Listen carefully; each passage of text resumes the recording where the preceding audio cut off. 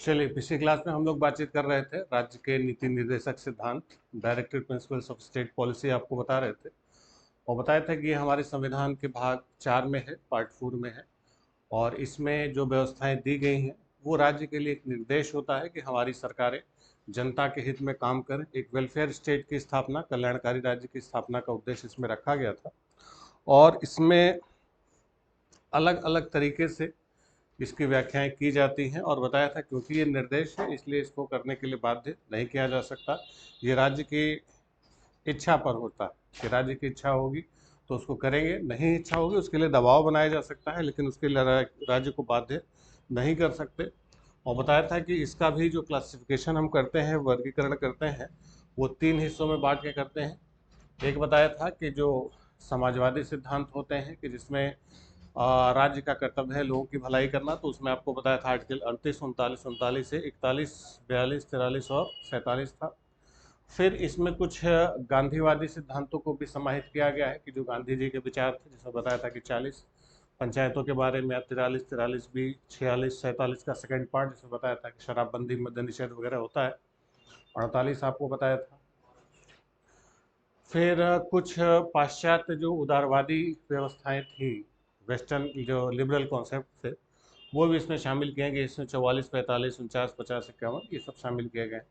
तो इसको हम लोग कितने हिस्सों में बांटते थे? 3 हिस्सों में। कल इसी के बारे में हम लोग विस्तार से चर्चा किए थे और बताया था कि आफ्टर इंडिपेंडेंस, स्वतंत्रता के बाद भी सरकार ने इसको बहुत सारी व्यवस्थाओं में इसमें इसको लागू करने की कोशिश की, कई बार प्रयास किए, जिसमें आपको बताया था कि योजना आयोग की स्थापना हुई, न्यूनतम मजदूरी अधिनियम बनाया गया, या मैटरनिटी बेनिफिट्स एक्ट बनाए गए, पंचायती राज व्यवस्था की स्थापना की गई, या शिक्षा का अधिकार लाया गया।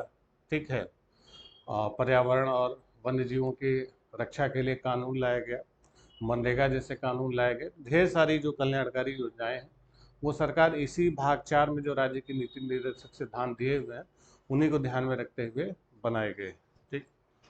तो यहाँ तक हम लोग पढ़ लिए थे। अब इसके बाद अगला भाग आता है भाग 4 का, पार्ट 4 ए लिख लीजिए। भाग 4 का पार्ट 4 ए। तो जो भाग 4 का है, तो भाग 4 का में क्या है? पार्ट 4 ए लिख लीजिए। भाग 4 का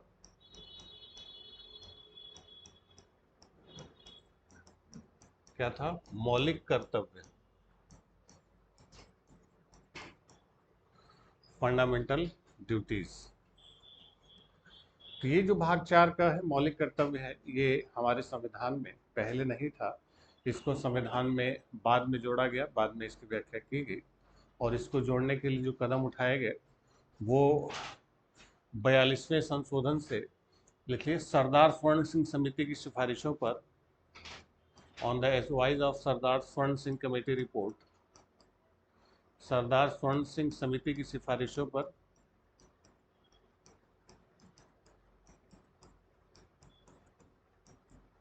सरदार स्वर्ण सिंह समिति की सिफारिशों पर 42वें संशोधन 1976 द्वारा, 42nd अमेंडमेंट 1976, 42वें संशोधन 1976 द्वारा, अनुच्छेद 51 का आर्टिकल 51A और भाग 4 का जोड़ा गया, part 4A has been added. तो अनुच्छेद 51 का और 4A किससे जोड़ा गया था? सरदार स्वर्ण सिंह समिति की सिफारिशों पर कौन से संशोधन से 42वें किस सन में जोड़ा गया? 1976 में, 1976। कौन सा भाग जोड़ा गया? 4 का। और अनुच्छेद कौन सा जोड़ा गया? 51 का। एक ही अनुच्छेद है इसमें। तो ये किस समिति की सिफारिशों पर जोड़ा गया? सरदार स्वर्ण सिंह। प्रारंभ में लिख लीजिए 10 मौलिक कर्तव्य थे। Earlier it consistent fundamental duties. प्रारंभ में 10 मौलिक कर्तव्य थे। तो प्रारंभ में कितने मौलिक कर्तव्य थे? 10। फिर एक बाद में जुड़ा, फिलहाल कितने हो चुके हैं? वर्तमान में 11। तो जब जोड़ा गया था तो कितने थे? 10 थे। फिलहाल कितने हैं? 11। तो ये जो मौलिक कर्तव्य जोड़े गए, जो फंडामेंटल ड्यूटीज जोड़े गए,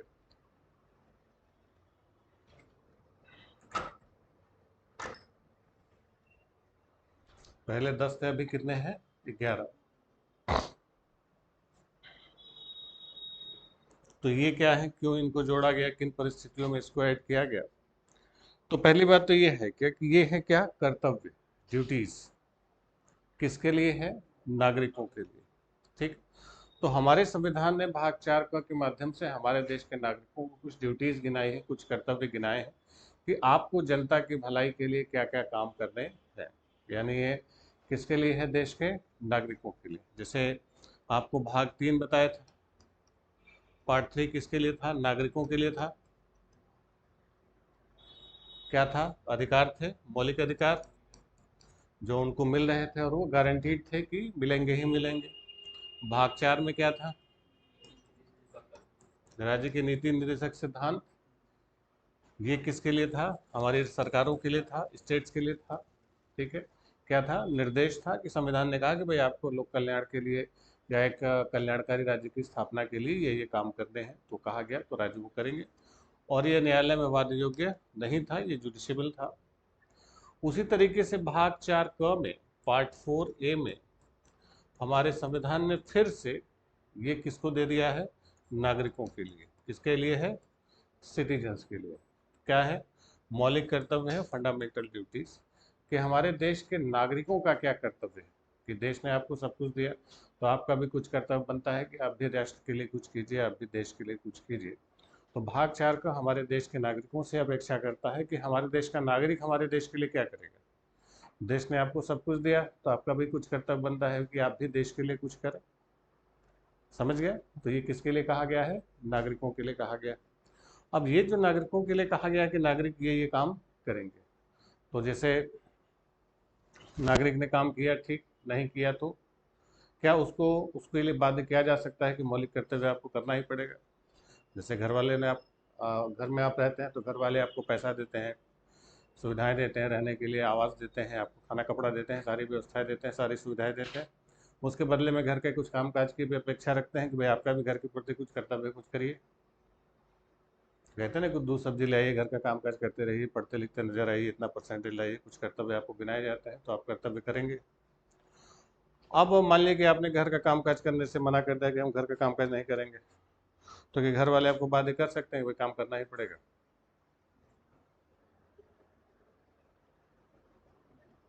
अगर नहीं किए तो क्या करेंगे? मैं लेकर दे कि नहीं करेंगे जी, तो घर वाले क्या कर सकते हैं? मान लिया कि एक आध बार डांटे फटकारे, एक आध थप्पड़ मारे, खाना वाना का टाइम नहीं दिया, बोले नहीं ये करेंगे, और क्या करिए? लात मार के घर से निकाल दिया, फैल जाएगी, नहीं ये करेंगे, और बताइए। तो फिर घर वाले क्या कर सकते हैं? कुछ नहीं कर सकते। भाई कहते हैं ना कि वो पैदा किस लिए किए हैं? इसी दिन के लिए किए हैं। तो घर वाले मान लेंगे गलती हो गई, गलती से पैदा कर दी। जब गलती की है तो भोगेगा कौन? घर वाले ही तो भोगेंगे। तो आपको घर वालों ने पैदा किया, तो आपको खाने का, कपड़े का और पैसा देने का अधिकार, पॉकेट मनी का अधिकार आपका है, मौलिक अधिकार है, घर वाले आपको देंगे। लेकिन घर वाले आपको कोई भी काम करने के लिए बाध्य नहीं कर सकते। ठीक है। तो उसी तरीके से ये कर्तव्य है नागरिकों के लिए। ये कहा गया है कि नागरिक वो काम करेंगे, अगर किया तो ठीक, लेकिन अगर नहीं किया तो उसके लिए बाध्य नहीं किया जा सकता। तो लिखिए, मौलिक कर्तव्य क्या है? न्यायालय में प्रवर्तनीय नहीं है, नॉन जुडिशियबल इन कोर्ट। न्यायालय में प्रवर्तनीय नहीं है, नॉन जुडिशियबल इन कोर्ट।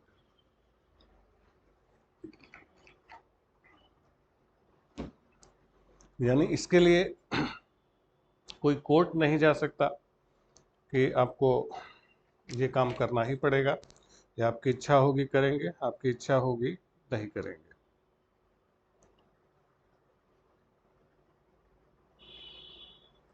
ठीक। तो यानी ये न्यायालय में, तो ध्यान रखेंगे 3, 4 और 4 कम है, केवल कौन सा जुडिशियबल है? पार्ट कौन सा? 3 जुडिशियबल है, बाकी 4 और 4 का जुडिशियबल नहीं है। ये इच्छा पर होता है कि आपकी इच्छा होगी करेंगे, नहीं इच्छा होगी नहीं करेंगे। ठीक। तो अब मान लीजिए कि अगर नहीं किया, तो फिर राज्य प्रयास करेगी कि आप करेंगे, करने के लिए आपको प्रेरित किया जाएगा, मोटिवेट किया जाएगा। ठीक है, कि आप करें इसको, लेकिन नहीं करें तो उसके लिए आपको कोई बाध्य नहीं कर सकता। ठीक। अब ये क्या क्या है? इसको आप देखेंगे,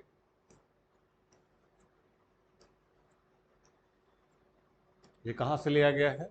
रूस से लिया गया है। किस भाग में है? भाग 4 क, पार्ट 4A। अब देखिए मौलिक कर्तव्य क्या है कि उस समय देश में आपातकाल चल रहा था, इमरजेंसी का दौर था। तो इमरजेंसी के दौर में लोग उत्पात ज़्यादा मचा रहे थे, अधिकारों की मांग ज़्यादा कर रहे थे। सरकार का ने कहा कि भाई खाली आप अधिकार करेंगे, अधिकार मांगेंगे, अधिकार बाद में मांगेगा, पहले आप क्या कीजिए, कुछ कर्तव्य कीजिए देश के लिए। तो ये किस दौरान लागू किया गया था? इमरजेंसी के दौरान इसको लागू किया गया था। ठीक। अब इसमें जब स्वर्ण सिंह समिति ने सुझाव दिया था, तो स्वर्ण सिंह समिति ने कितने मौलिक कर्तव्यों का सुझाव दिया था? 8 कि 8 मौलिक कर्तव्य जोड़े जाए। लेकिन 42वें संविधान संशोधन में 2 ऐड कर दिया गया, टोटल जोड़े गए कितने? 10। यानी समिति ने कितने का सुझाव दिया था? 8 का। लिख लीजिए, स्वर्ण सिंह समिति ने 8 मौलिक कर्तव्यों का सुझाव दिया था। स्वर्ण सिंह समिति ने 8 मौलिक कर्तव्यों का सुझाव दिया, लेकिन 42वें संशोधन से 10 जोड़े गए। लेकिन 42वें संशोधन से 10 जोड़े गए। यानी कमेटी ने 8 कहा था, लेकिन जोड़ा गया कितना? 10।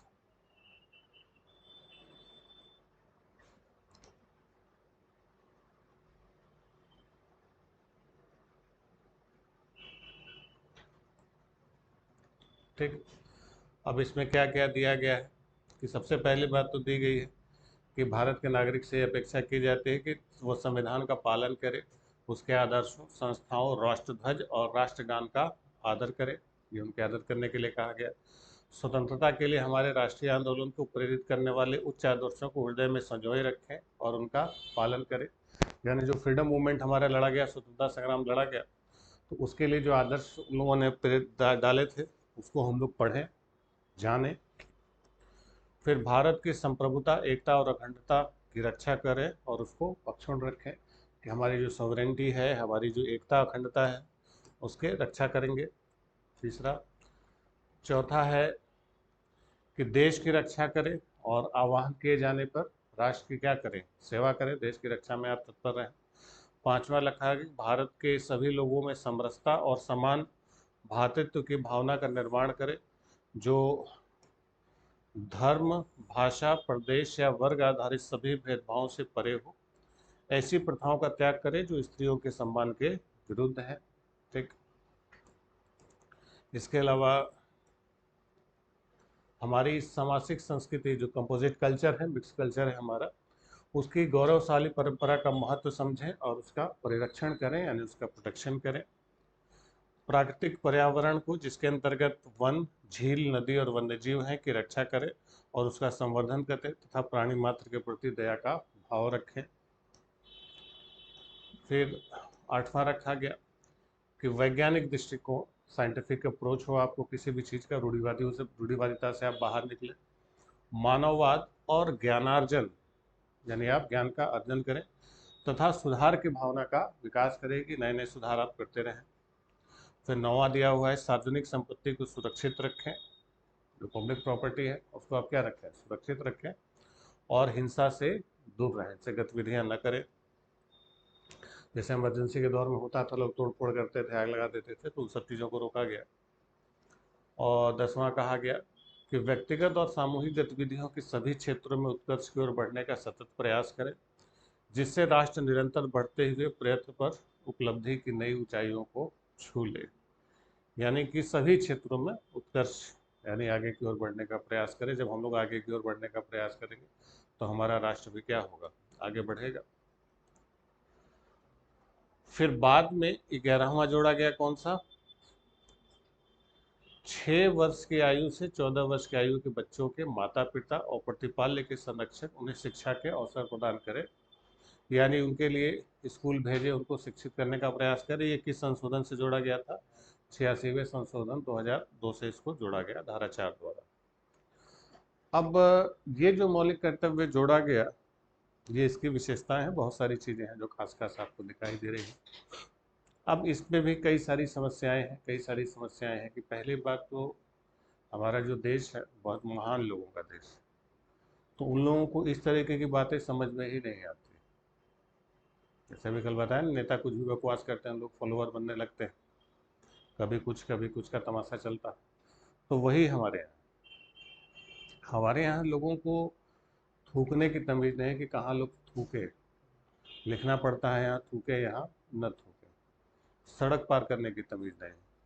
अब उनके लिए वैज्ञानिक दृष्टिकोण और मानवतावाद जैसी बातें समझ में आएगी किसी को, ये होता क्या है, कि मानवतावाद क्या होता है और वैज्ञानिक दृष्टिकोण रखें और बाकी चीज़ें। तो ये सारी चीज़ें जो दिखाई रहे कि व्यक्तिगत सामूहिक गतिविधियों के सभी क्षेत्रों में उत्कर्ष और राष्ट्र के निरंतर बढ़ते हुए उत्कर्ष, तो ये लोगों के समझ के ही बाहर है। लोगों को इस बात की तमीज़ है ही नहीं कि थूके कहाँ, कैसे बोले, कैसे चले, कहाँ बैठे, कहाँ उठे। अपने बारे में तो तमीज़, अपने बारे में लोग सही ढंग से नहीं सोच सकते, देश के बारे में सही ढंग से क्या सोच लेंगे। समझ रहे हैं? तो इसकी भाषा और ऐसी चीज़ें इसमें दी गई हैं कि जो भारत के हिसाब से कुछ अजीब लगता है, कि यहाँ लोग ये भाषा समझने के काबिल ही नहीं, सीधा समझिए। कि अब सोचिए कि पहली बात तो सरकार कहती है कि बच्चे कम से कम पैदा कीजिए, लेकिन लोग नहीं मानते, थोक के भाव से बच्चे पैदा करते चले जाते हैं। फिर मातृत्व सुरक्षा और मैटरनिटी, अभी हम लोग बताए थे कि उसकी व्यवस्था राज्य करेगी। हॉस्पिटल बनाए, एम्बुलेंस बनाए, दवाई दे सबको। फिर 6 साल तक बच्चों के पोषाहार स्तर का ध्यान रखे कर जो है कि आंगनबाड़ी केंद्र बनाए। 6 साल का हो गया तो फिर बच्चे को पढ़ाए लिखाए। शिक्षा का अधिकार क्या है? मौलिक अधिकार है। गांव में स्कूल नहीं तो स्कूल खोले। अब सोचिए हर गांव में स्कूल, और स्कूल में भी खाना खिलाते फ्री में बच्चों को। मिड डे मील दिया जाता है, भोजन कराया जाता है, और कॉपी किताब फ्री में दी जाती है। जाड़े के दिन में स्वेटर और जूता मोजा फ्री में दिया जाता है। बैग देती है सरकारें कि बच्चों को पढ़ाया जाए लिखाया जाए। और खाली पढ़ाएंगे लिखाएंगे, फेल भी नहीं करते। अब 8वीं तक के बच्चों को फेल करने वाला सिस्टम ही खत्म हो गया है कि बच्चा पास हो जाता है, फेल होता ही नहीं। सोचिए सरकार क्या क्या करती है। और जहाँ फेल होने वाला बैरियर है हाई स्कूल इंटर, अब उसको भी हल्का करते चले जा रहे हैं। कि पहली बात तो साल भर पढ़ाइए, फिर उन सबों को इम्पोर्टेंट बताइए क्या क्या एग्जाम में आने वाला है, ये सब भी पूछते हैं। फिर जो बेचारे लोग नहीं साल भर पढ़ पाते, तो फिर एग्ज़ाम में नकल की व्यवस्था कराइए। तो चिट लेके जाते हैं, किसी तरीके से लिख दें। जो गरीब लोग वो भी नहीं कर सकते, तो कई जगह एग्ज़ाम सेंटर पर टीचर खुदे बोल बोल के लिखवा देता है कि बेटा हम बोल दे रहे हैं लिख लो। जो गरीब वो भी नहीं कर पाते, तो कई जगह टीचर एग्ज़ाम सेंटर पर ही बोर्ड पर लिख देता है कि बेटा हम लिख दे रहे हैं, तुम लोग उतार के लिख लो। जो गरीब दिनहीन असहाय लोग वो भी नहीं कर पाते, तो कई जगह टीचर खुदे कॉपी में लिख देता है बेटा हम लिख दे रहे हैं, कुछ पास हो जाना। सोचिए इतने होने के बाद जब कॉपियाँ चेक होने के लिए जाती है, तो एग्जामिनर को डायरेक्शन दिया जाता है कि बच्चा कुछ भी लिखा उसको पास करना है। जब एग्जाम कॉपी चेक होती है ना बोर्ड की, तो बस कुछ भी लिखा हो उसको पास करना है, किसी तरीके से पास कीजिए। तभी सोचिए हाई स्कूल का रिजल्ट आएगा तो 84% रिजल्ट आया, यानी हर 100 में 16 बच्चे क्या हो जा रहे हैं, फेल हो जा रहे हैं। कि 10 लाख में अगर 10 लाख बच्चे दे रहे हैं तो 1,60,000 फेल हो जा रहे हैं। अब सोचिए वो तो महान हुए, इतना करने के बावजूद वो महान लोग कैसे फेल हो जा रहे हैं। अब सरकार क्या करे कि पढ़ा दे लिखा दे, किताब कॉपी दे दे, नकल करा दे, चीट दे दे, कॉपी में लिख दे, नंबर थोक के भाव से दे दे, उसके बाद ये कैसे फेल हो जा रहा है। तो महाने हुए कि सरकार कितने प्रयासों के बावजूद वो बच जा रहा है। इसके बावजूद जो हमारा लिटरेसी रेट है, साक्षरता दर है, 2011 का लिटरेसी रेट है 73%। और उसमें लिटरेसी में ये है साक्षरता दर में कि 7 वर्ष से अधिक आयु का व्यक्ति अपना नाम लिख पढ़ ले, उसको अक्षर ज्ञान हो, उसको साक्षर माना जाए। इतने प्रयास के बाद ये हालत। तो सोचिए सरकार अब क्या करे। अब इससे ज़्यादा कोई क्या कर सकता है। सोचिए स्कूल बनवा दिया, मिड डे मील दे रहे हैं, कॉपी किताब दे रहे हैं, इसके बावजूद ये जोड़ना पड़ रहा है कि उन्हें शिक्षा के अवसर प्रदान करें, यानी उनको स्कूल आप भेजिए। पढ़ा तो हम देंगे ही, आपको बस क्या करना है, भेजना है। वो महान लोग भेज नहीं पाते। अब इसे आप क्या बोलेंगे। तो बच्चों को स्कूल तक नहीं भेजते, लोग पकड़ पकड़ के भिजवाना पड़ता है। तो ये जो व्यवस्था दिखाई दे रही, ये हमारे भारत जैसे देश के महान नागरिकों के लिए नहीं। तो कुछ दिन बाद ये लिखना पड़ेगा ना, कैसे बात करें, कैसे थूके। जहाँ लिखा है कि वहाँ न थूके तो वहाँ मत थूके, जहाँ लिखा है कि वहाँ कूड़ा न फेंके वहाँ कूड़ा मत फेंके, नहीं तो लोग वहीं फेंकेंगे जाके। सोचिए, सड़कों पर गड्ढा खुद करेंगे, जब उस गड्ढे में गिरेंगे तो गाली सरकार को देंगे, सरकार कर रही है। दिल्ली मुंबई की सड़कों पर आपने सुना होगा 2012 में निर्भया कांड हुआ, हैदराबाद कांड, इतने भयानक भयानक कांड हुए। क्या सरकार सिखाती है ये सब? ये सब तो लोगों का खुद का कर्तव्य है। अपने बच्चों को आप पालिए पूछिए, बच्चे इतने भयानक शिक्षा कहाँ से ले रहे हैं? सरकार तो नहीं दे रही है। सरकार हमें गाली देना तो नहीं सिखा रही, फिर वो कैसे आ जा रहा है? तो सारा दोष हम लोग किसको देते हैं? सरकार ये नहीं कर रही, सरकार वो नहीं कर रही, जबकि करना तो खुद को था। समझ गए? तो ये वैसे देशों के लिए है कि जहाँ के लोग समझदार हों, पढ़े लिखे हों, इन चीज़ों का मतलब तो समझे। अब आधे से ज़्यादा जनता को ये सब अगर पढ़ा दिया जाए तो क्या पढ़ेंगे? समझे में नहीं आएगा क्या लिखा होगा ये। वैज्ञानिक दृष्टिकोण, मानववध, ज्ञानार्जन, सुधार की भावना का विकास करें। लोग सुधरने को तैयार नहीं है। प्राकृतिक पर्यावरण, सामाजिक संस्कृति, कुछ नहीं पता लोगों को। तो ये एक समझ लें कि फिलोसफिकल एक आइडियोलॉजिकल व्याख्या की गई है, लोगों को समझाने की कोशिश की गई है। ये बस एक कोशिश मात्र है, इसका रत्ती मात्र भी कोई भी फर्क नहीं है लोगों के ऊपर। समझ गए? तो कायदे से उसको पनिशेबल बना दिया जाए, तब शायद कुछ फर्क पड़ जाए। अगर नहीं करोगे तो फिर क्या करेंगे? जेल भेज देंगे, तब शायद डर के मारे कुछ कर जाए।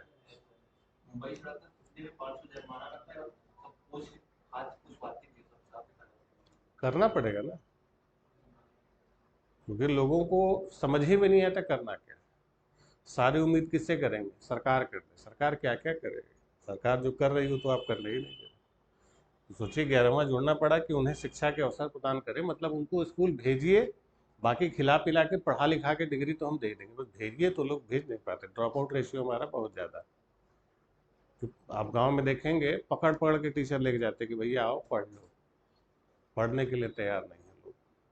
ठीक।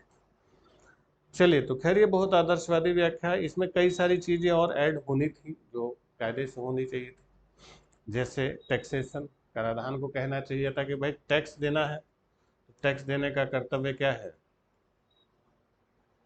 ये हमारा मौलिक कर्तव्य होना चाहिए, लेकिन लोग नहीं देते हैं। हालांकि स्वर्ण सिंह कमेटी ने इसको कहा था कि टैक्स पेमेंट को क्या बना दिया जाए, अनिवार्य बनाया जाए, और इसको मौलिक कर्तव्य में डाला जाए कि हर नागरिक का कर्तव्य है कि जितने टैक्स के दायरे में आया है वो क्या करे, टैक्स दे। इसको नहीं शामिल किया गया। दूसरा, अनिवार्य मतदान, वोटिंग, कि जब मतदान होता है तो ये आपकी इच्छा होती है कि आप वोट करते हैं, नहीं इच्छा होती है नहीं करते, उसके लिए कोई पनिशमेंट नहीं। जबकि कई सारे देशों में कंपलसरी है कि आपको वोट करना ही है। जैसे कल हम लोग बातचीत कर रहे थे ना कि हमारे देश का युवा वैसे ही है कि बस भाषण का बाजी करेंगे, बकवास करेंगे। अब मौका आया है सरकार से पूछने का कि भाई रोजगार कहाँ है, मोदी रोजगार दो, अब पूछना चाहिए। तो अब तो नारा लगा रहे हैं अब की बार 400 पार, अब की बार मोदी सरकार। तो जो करना, जब करना चाहिए तब नहीं करें, उसमें आधे से ज़्यादा वोट भी नहीं देते। बाकायदा वोट देने के लिए अवेयरनेस प्रोग्राम चलाए जाते हैं, लोगों को मोटिवेट किया जाता है कि भैया वोट तो करो। फिर जब सरकार इधर उधर करेगी तो कहेगा सरकार हमारी बात सुनती नहीं। क्यों सुनेगी सरकार? सरकार को पता है कि आप मूर्ख हैं, तो वो क्यों सुनेगी आपकी बात? क्योंकि वो समय ही नहीं। अब तो वोट देने के समय आपको सुनाना था, तो उस समय आप सुनाए नहीं। बीच में कहेंगे 2 साल बाद कहेंगे मोदी जी रोजगार दो, काहे दो भाई? हम खुद 35 साल भीख मांग के खाए हैं, हम क्यों रोजगार देंगे? नहीं देंगे, जाओ। समझ गए? तो कायदे से इसको क्या होना चाहिए, वोटिंग को क्या करना चाहिए, कंपलसरी।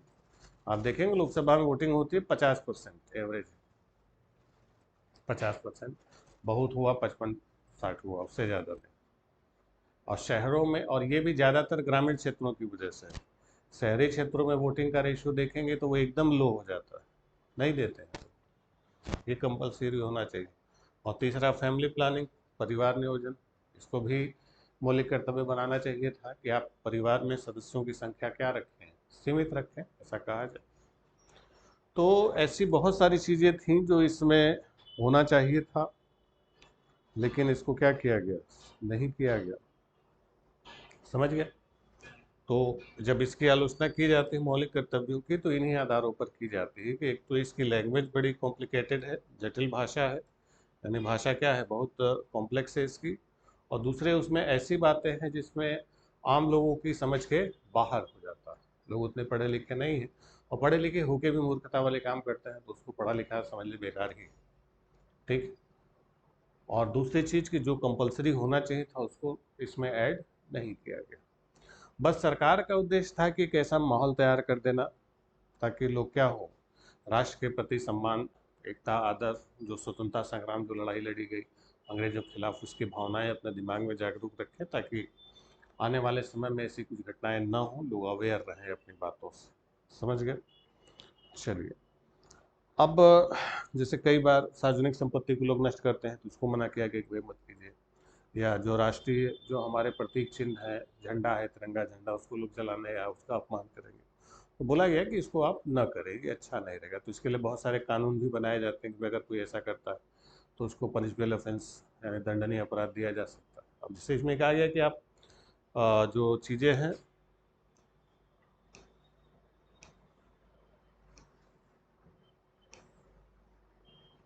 कि सार्वजनिक संपत्ति को सुरक्षित रखें और हिंसा से दूर है। ये नहीं कहा कि हिंसा करेंगे तो क्या करेंगे। समझ गए। या पर्यावरण, प्राकृतिक पर्यावरण का संवर्धन करें, प्राणी मात्र के प्रति दया का भाव रखें। अब दया का भाव नहीं रखें तो क्या होगा, ये नहीं कहा गया। ठीक है। तो गौरवशाली महत्व है या बाकी चीज़ें हैं, तो इसके लिए कुछ पनिशमेंट की व्यवस्था नहीं की गई है कि आपको पनिशमेंट दिया जाएगा, पनिश किया जाएगा। ठीक है।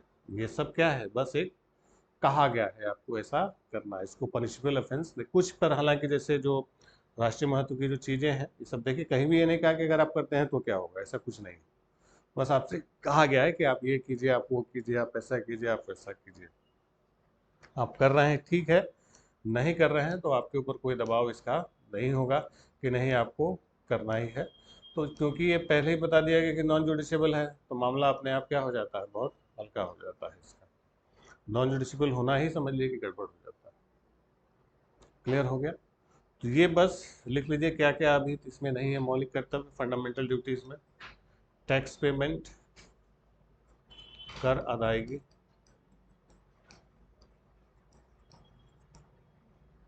वोटिंग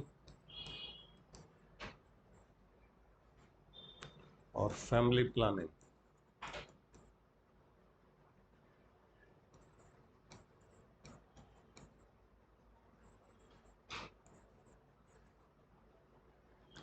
तो ये सब क्या है, फंडामेंटल ड्यूटीज में नहीं, इसको शामिल नहीं किया। जबकि सरदार स्वर्ण सिंह ने इसको शामिल करने के लिए कहा था, लेकिन अब तक इसको शामिल नहीं किया गया। क्लियर हो गया, समझ गए। चलिए, तो ये हो गया हमारा कौन सा भाग, 4 का। इसको आप एक बार पढ़ लीजिएगा, जो मौलिक कर्तव्य कौन कौन से हैं। सारे नहीं आते, कई बार कभी कभी दे देता है कि क्या कौन सी चीज़ मौलिक कर्तव्य है या कौन सी चीज़ नहीं। बस एक बार इसको, एक बार जो आपको PDF शेयर किया है, उसमें पूरा अनुच्छेद 51 में ये सारी चीज़ें डिटेल में लिखी हुई है कि क्या क्या है, कि क्या क्या क्या चीज़ें हैं। बस जो आपको सामने दिखाया वही चीज़ लिखी हुई, बस एक बार उसको आप पढ़ लीजिएगा। ठीक है। चलिए, अब इसके बाद हमारे संविधान में, अब तक तो हम लोग बिल्कुल सीधे सीधे चल रहे थे कि हम लोग बातचीत कर रहे थे कि पहले आपको नागरिकता बताया, सिटीजनशिप बताया, फिर भाग 3 बताया, फिर भाग 4 बताया, 4 का बताया, सब अलग अलग चीज़ें आपको बताया। अब इसके बाद क्या है कि हमारा जो व्यवस्था है, हमारा जो सिस्टम है हमारे देश का, इस व्यवस्था में कहा जाता है लोकतंत्र, बोलते हैं ना, लोकतंत्र यानी डेमोक्रेटिक सिस्टम। तो जो हमारा लोकतंत्र है, जो हमारी डेमोक्रेसी है, इस डेमोक्रेसी के 3 मूल आधार स्तंभ माने जाते हैं। 3 मूल आधार स्तंभ में एक हमारा आधार स्तंभ माना जाता है जिसको बोला जाता है लेजिस्लेटिव यानी विधायिका, क्या बोलते हैं, लेजिस्लेटिव। दूसरा है एग्जीक्यूटिव, एग्जीक्यूटिव यानी कार्यपालिका, और तीसरा है न्यायपालिका यानी जुडिशरी। तो ये जो हमारी लेजिस्लेटिव है विधायिका, हमारी जो एग्जीक्यूटिव है कार्यपालिका, और जो हमारी क्या है न्यायपालिका जुडिशरी, यही तीनों मिलके हमारे लोकतांत्रिक व्यवस्था की जो डेमोक्रेटिक सिस्टम होता है उसका आधारभूत स्तंभ माने जाते हैं। विधायिका लेजिस्लेटिव यानी विधायन का काम करना, जो हमारे लिए कानून बनाते हैं। विधायन का मतलब कानून होता है कि जो लोग हमारे लिए कानून बनाते हैं। तो जो कानून बनता है, बनाने में जैसे हमारे यहाँ केंद्र सरकार है, राज्य सरकार है, वो लोग हमारे लिए क्या करते हैं, कानून बनाते हैं। संसद, विधानसभा, ये सब क्या है हमारे लेजिस्लेटिव में आते हैं, विधायन में आते हैं। दूसरी है कार्यपालिका कि जो बने हुए कानून हैं उनको लागू करना, जो शासन चलाना, शासन व्यवस्था चलाना, हमारे प्रधानमंत्री, हमारे मंत्री, राज्यपाल, राष्ट्रपति, मुख्यमंत्री, ये सब क्या है हमारे लिए कार्य करते हैं। बोलते हैं ना कि ये जनता के सेवक, जनता के लिए क्या कर रहे हैं, कार्य कर रहे हैं। तो ये हमारी क्या है कार्यपालिका, एग्जीक्यूटिव। और तीसरी क्या है जुडिशरी, न्यायपालिका। तो न्यायपालिका है कि ये लोगों को न्याय प्रदान करती। ठीक, अब इन्हीं तीनों को हम लोग अलग अलग करके देखते हैं कि लोकतांत्रिक व्यवस्था में क्या क्या देखते हैं, विधायिका, कार्यपालिका और न्यायपालिका। समझ के, विधायिका का मतलब जो हमारे लिए कानून बना, विधायन का मतलब कानून बनाना, कार्यपालिका जो कार्य कर रहे हैं यानी जो हमारा शासन चला रहे, न्यायपालिका जो हमारे लिए न्याय कर रहा है, सुप्रीम कोर्ट, हाई कोर्ट, ये सब आता है। ठीक, तो यही सारी चीज़ें किसका आधार बनते हैं, एक स्वस्थ लोकतांत्रिक व्यवस्था का आधार बनती हैं। या एक लोकतांत्रिक राष्ट्र है तो उसमें ये सारी चीज़ें होनी चाहिए। ठीक है, तो इन्हीं सारी चीज़ों को देखेंगे। शुरुआत हम लोग किससे करेंगे, विधायिका से करेंगे, लेजिस्लेशन से करेंगे। तो अगली हेडिंग बना लीजिए, विधायिका, लेजिस्लेशन।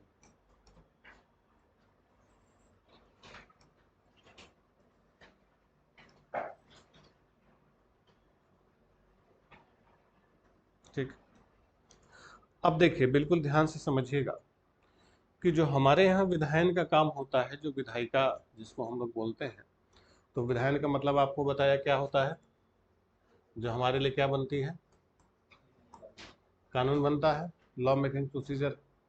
आपको 7 शेड्यूल बताया था, 7वीं अनुसूची बताया था, और 7वीं अनुसूची में बताया था कि जो विधायन की प्रक्रिया है तो उसमें बताया था कि एक केंद्र सरकार होती है और एक राज्य सरकार होती है। लिस्ट बनी हुई है कि केंद्र सरकार किन किन सब्जेक्ट पर कानून बनाएगा और राज्य सरकार किन किन सब्जेक्ट पर कानून बनाएगा।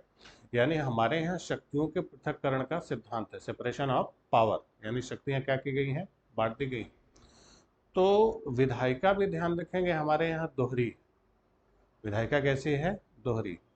एक कौन सी विधायिका है, केंद्रीय विधायिका, सेंट्रल लेजिस्लेशन। और दूसरी विधायिका कौन सी आती, राज्य विधायिका। अब जो केंद्रीय विधायिका हमारी है, सेंट्रल लेजिस्लेशन है, तो इस केंद्रीय विधायिका में आती है कौन, संसद, पार्लियामेंट। और जो राज्य विधायिका है, स्टेट लेजिस्लेशन है, इसमें कौन आता है, राज्य विधानमंडल, स्टेट लेजिस्लेशन। यानी केंद्रीय विधायिका संसद होती है और राज्य विधायिका कौन होती है, राज्य विधानमंडल। अब संसद क्या होती, तो जो संसद की व्यवस्था दी गई, संसद क्या होती है, तो जो हमारे यहाँ संसद है तो ध्यान रखेंगे संसद में 3 चीजें शामिल होते हैं, एक राष्ट्रपति, एक लोकसभा और एक राज्यसभा। तो राष्ट्रपति, लोकसभा और राज्यसभा, इन तीनों से मिलकर हमारी क्या बनती है, संसद। और यही संसद क्या है, हमारी केंद्रीय विधायिका। जो चीज केंद्र में है ठीक उसी का कॉपी राज्य में है।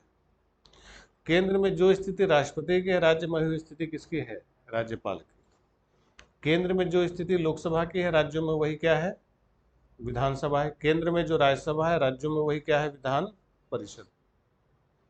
तो जैसे वहां पर संसद में हम लोग मानते हैं किसको, राष्ट्रपति, लोकसभा और राज्यसभा को, तो यहाँ पर राज्य विधानमंडल में कौन आएगा, राज्यपाल, विधानसभा और विधान परिषद। ठीक, अब देखिए जो लोकसभा के सदस्य होते हैं, तो लोकसभा के सदस्यों को क्या बोलते हैं, संसद बोलते हैं, मेंबर ऑफ पार्लियामेंट।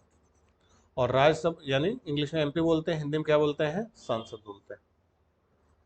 और राज्यसभा के सदस्य को भी क्या बोलते हैं, सांसद ही बोलते हैं, मेंबर ऑफ पार्लियामेंट। तो लोकसभा राज्यसभा के सदस्यों को क्या बोला जाता है? सांसद। वहीं जो विधानसभा है, तो विधानसभा के सदस्य को क्या बोलते हैं? हिंदी में बोलते हैं विधायक। इंग्लिश में बोलते हैं लेजिस्लेटिव असेंबली है, तो मेंबर ऑफ लेजिस्लेटिव असेंबली क्या बोल देते हैं? एमएलए। तो एमएलए किसके सदस्य होते हैं? विधानसभा के। विधान परिषद है, तो विधान परिषद के सदस्य को भी हिंदी में क्या बोलते हैं? विधायक ही बोलते हैं, लेकिन अंग्रेजी में क्या बोलेंगे? मेंबर ऑफ लेजिस्लेटिव काउंसिल, यानी एमएलसी। तो एमएलसी कहाँ के सदस्य होते हैं? विधान परिषद के। और एमएलए कहाँ के सदस्य होते हैं? विधान सभा के होते हैं। हिंदी में दोनों को विधायक बोलते हैं, बस इंग्लिश में अंतर होता है, ये एमएलए हो जाते हैं और ये एमएलसी। और केंद्र वाले में सेम रहता है, मेंबर ऑफ पार्लियामेंट, सांसद, दोनों के सदस्यों को कहते हैं। क्या हो रहा है अभी?